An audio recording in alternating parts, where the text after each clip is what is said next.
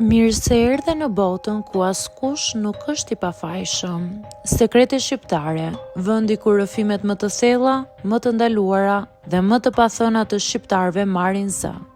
Na bëni subscribe për histori të ndryshme.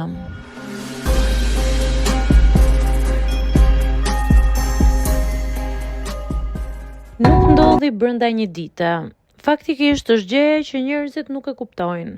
Tradhtitë e vërteta nuk fillojnë me një veprim të madh, por me një kufi të vogël që lëviz pak nga pak.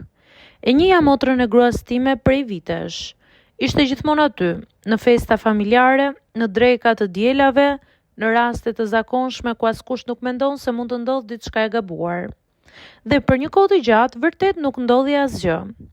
Pastaj martesa ime filloi të ftohej, jo me zënka të mëdha, por me heshtje, me mungesë vëmendje, me ndjesinë se nuk po më shihte më askush ashtu si dikur.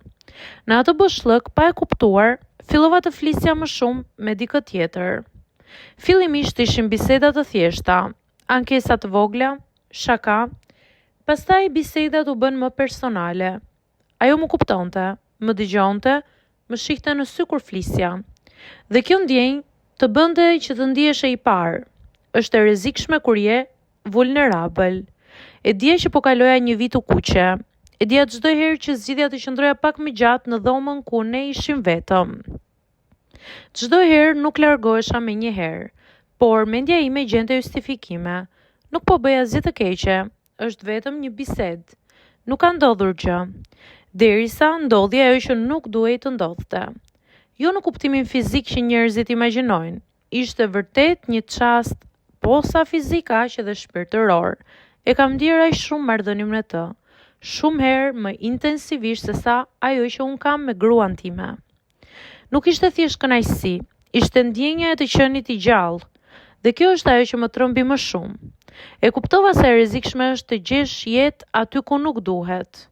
Pas kësaj gjithçka ndryshoi. Nuk mund ta shija më gruan time pa ndier faj. Nuk mund ta shija motrën e saj pa ndier pesh. Çdo gjë u bë e ngarkuar.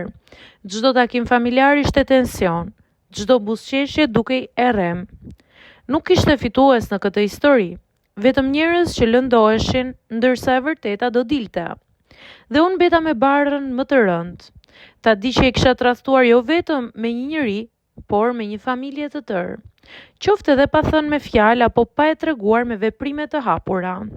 Sot për sot e di, kufit nuk janë aty për të na kufizuar, por për të na shpëtuar nga vetja jonë në momentet e dobësisë.